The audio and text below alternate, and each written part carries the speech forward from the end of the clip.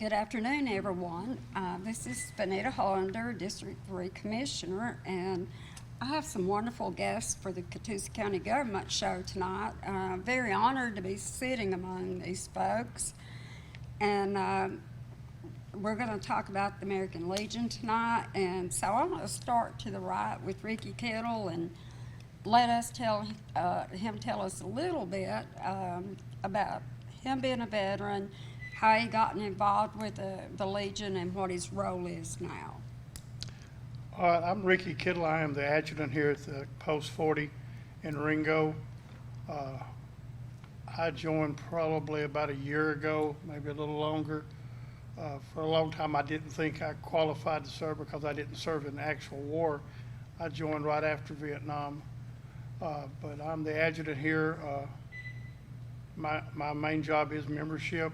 We've started, along with our vice commander, we're trying to get more younger veterans in here.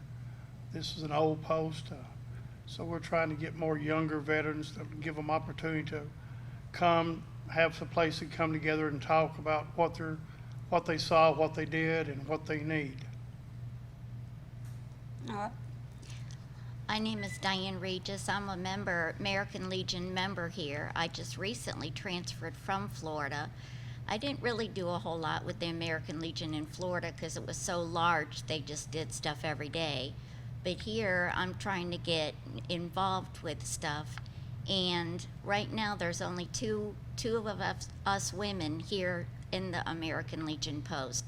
So there's a lot of women that are veterans that served in the war, that they just maybe don't know where to turn.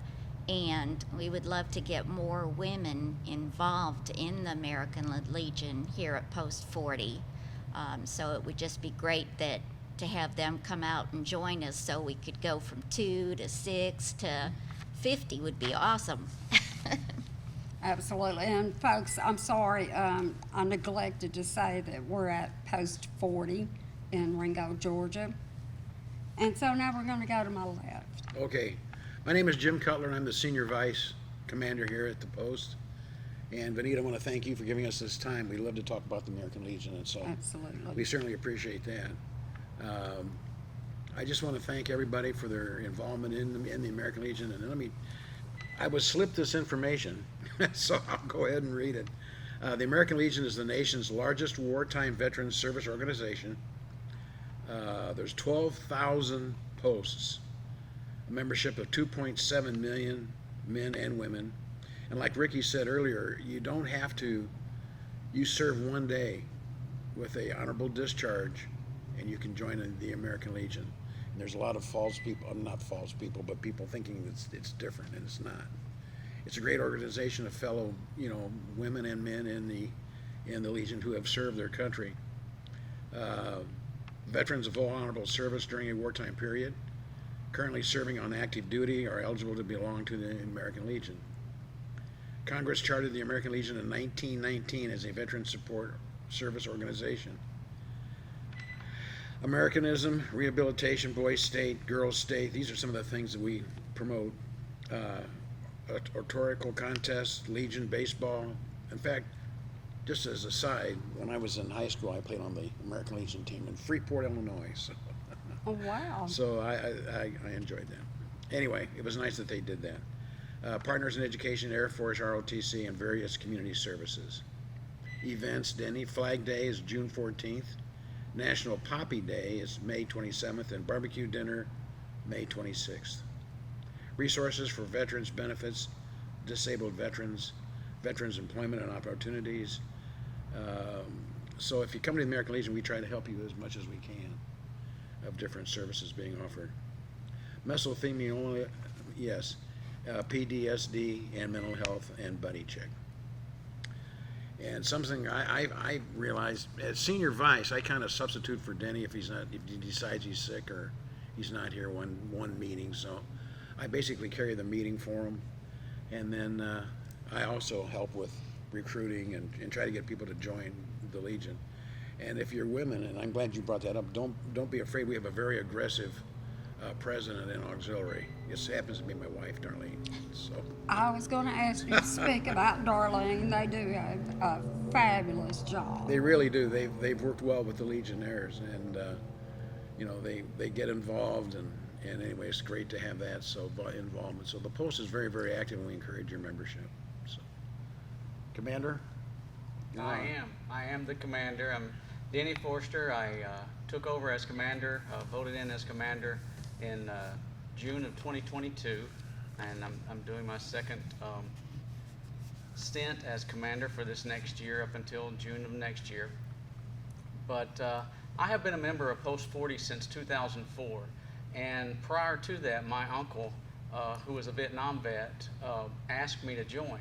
And I thought maybe I'm not eligible because I never was a member of a member of the military services. I was in the United States Navy, but in the United States Navy at the time I was in, there was no war or a police action that went on. I joined in 1977, and my active stint ended in 1983. I found out in 1983 when I got out that I was not considered a veteran. I did serve as an employee with Tennessee Valley Authority, and they had veteran servicemen in a different category than myself. And so since I wasn't in a war or police action, I really wasn't considered as a veteran by that employer. And as time passed, the government recognized the action that happened in Grenada as a police action. So at that point, I qualified to join the American Legion. So when my uncle asked me to join in 2004, I thought I wasn't eligible, but I found out that I was because there was an action that recognized Grenada, and since I was in during that time, I could join the American Legion. Like Ricky had stated, that opportunity wasn't available to him, and he didn't realize it. And after I became commander, I found out that it's 1 day of active duty and then an honorable or general under honorable conditions, and you can become a member of the American Legion. The American Legion has a lot to offer. Our senior vice, Jim Cutler, just mentioned that we were created in 1919. In 1933, 34-ish, this post was created. And I found out that I'm the 39th, like Jack Benny, for those that know, I'm the 39th commander over the 85 years that this post has been in service. Good deal. And so I know that all of you play different roles, and I was very happy that Jim mentioned Darlene and the auxiliary, and the fact that, you don't have to be a veteran to be able to be a part of the auxiliary. So if you just want to have good fellowship, if you want to be a part of something wonderful, and just maybe give a little bit to your community, please consider being on the auxiliary, because they can use you, and I'm sure Darlene will put you to work. Yeah. The only caveat to that is that you have to be married to, am I correct? Your husband or a relative, a father, an uncle, has to be a service member. Yeah, I'm pretty sure the requirement is that your ancestor had to be Well, I'm in glad service. you brought that up. Like your mother or father or an ancestor had to be in service. If you were Right. not in service, actually, the members, the veterans themselves can be the members of auxiliaries. Like you could join the auxiliary. I'm going to join the auxiliary here pretty soon. Good luck. They'll put you to work. She'll put you to work, Danny. But said I was at the senior center today, and they did a little ceremony to honor the veterans, and it was so sweet, and there were so many there. They were very proud, and I think I cried the whole time, and I just I have so much respect for anybody that served in the military, to protect us, to protect their homes, their families. And, the saying back then, it was God, country, and mom. And so that's what inspired a lot of people to serve. But, Diane, now you do something special, and you want to tell everybody about that? Well, I just recently found out about a service dog organization through a coalition meeting that I'd gone to earlier this year that's in Chattanooga each month. And there was an organization called Warrior Freedom Dogs. And they are an organization out of Flintstone, Georgia, that they provide service dogs to combat war veterans, and it's for any that's suffering PTSD, emotional, mental, and I'm just going to read a thing that was on their website. Our program is designed to do more than supply a service animal to a disabled veteran. We help out our veterans reconnect to the purpose-filled life they deserve, one of doing more than they thought possible, one of a restored brotherhood, one of becoming a better brother or sister, son or daughter, father or mother, friend and contributor to society. We strive to give this gift of life and reconnection to the most deserving of all humans in our society, the American soldier. Our focus is on the combat veterans who have returned home from the battlefields with deep physical, mental, and emotional wounds that make reconnecting to society a significant struggle.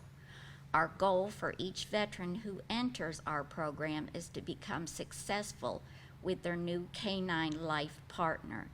The process is under constant evaluation to ensure the best for the program for the nation's heroes. And so what I started doing for them, because they're always looking for volunteers and donations, that's how this organization is run.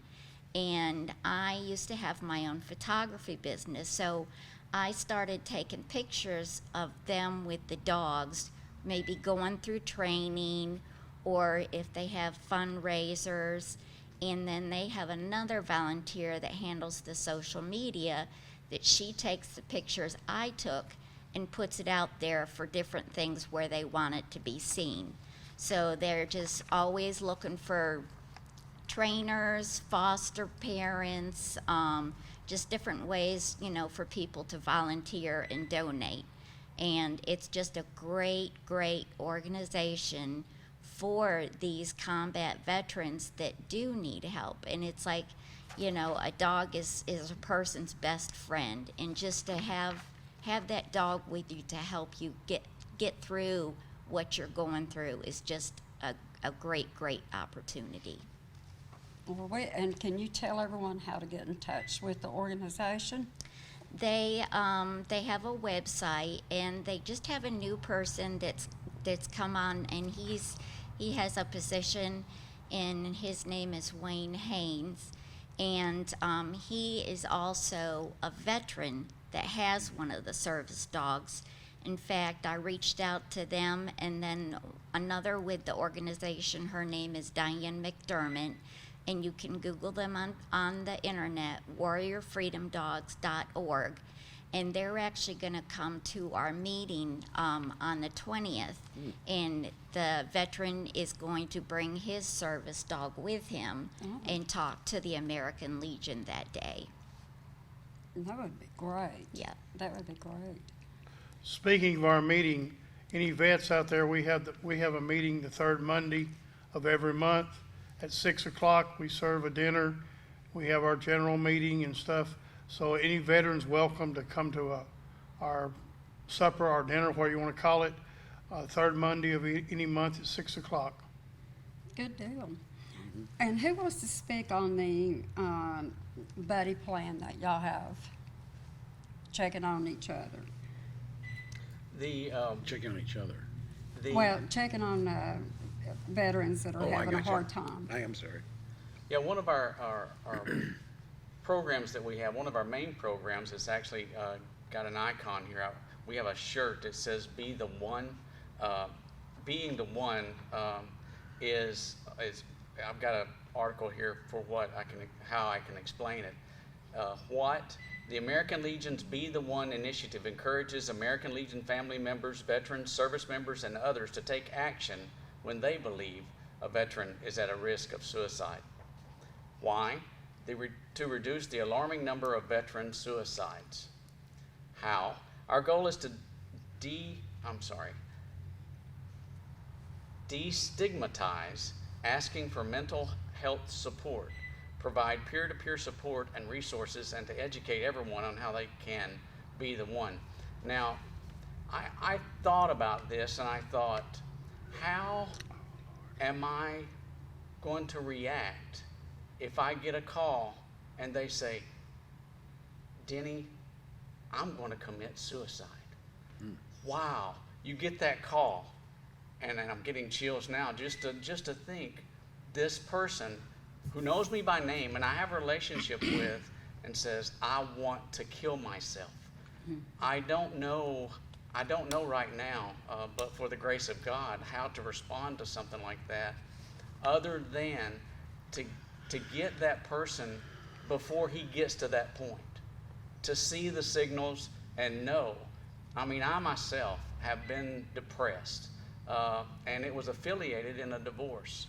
When you're divorced, it's like a death to me. I mean, that's the way I feel, and I've heard that same thing. And you get depressed thinking, what did I do wrong? Or, man, I just don't know, am I going to be able to live the rest of my life alone? Or, you know what I'm saying, if you've been divorced, that kind of depression, I've been through that, and reaching out to people for companionship and activities is what we really want to do. But our program, to go forward on this, the veterans, specifically, we're looking at veterans, to talk with fellow veterans about how you are feeling. Ask for help when you think you need it. Know there are millions of people ready to help you. Remember, your family and friends care. Non-veterans, ask veterans in your life how they are doing. Listen when a veteran needs to talk. Reach out when a veteran is struggling. And those signs, you'll know those signs, I believe. The buddy check is an opportunity for us to call someone. I mentioned it in one of our meetings, how in our audience, when our veterans come that are current, we have 130 members. We have members that choose not to come, but we also have members that would like to come that are not able to come due to a physical problem. And reaching out to those members, I recently spoke with one, and at the end of our conversation, it was like, man, thank you for calling. Thank you for thinking about me. And that's called a buddy check. And it is good for us to reach out to our members and to our veterans that are not members. The American Legion Post, that's us. We educate our members, other veterans and civilians on the campaign of Be the One, and display resources at our post or in our community. Share events or success or stories at legiontown.org. That's a site where you can just tell your story. This is a program that we're new at. We're green, and we look to participate with that and some other programs we'll speak to later that we're going to be active with. Well, Danny, I'm glad you brought that up. I'm happy to tell you that the VA has awarded $52.5 million for preventing veteran suicide. Good. So they're beginning to catch on, I think, with the problems we have. It's a 24/7 confidential crisis support center, and it's for veterans and their loved ones. And what you do to access this is dial 988, and then you press 1. And it takes you right to a counselor, and you can chat online and go through your problems and such. So this is something that they've started that we can pass on to the fellow veterans. And something I didn't mention, I'm sorry, the resources, you can visit the BeTheOne.org site, and this 988 is here also. Or you can text 838-255 or visit the VA Crisis Line website, veteranscrisisline.net. And it's so important that we pay attention to the veterans. Mental health is such an epidemic proportion now. And we need to pay attention to all mental health, people struggling with mental health. But it's really difficult for the veterans. And, in 22, there was 83 veteran suicides. And then in 83, or 21, 3. And then in 22, there was 121. So that's a significant jump. But, you know, we're going to have to go on a commercial break, or Miss Judy will get us. So we'll be right back and talk some more about the American Legion.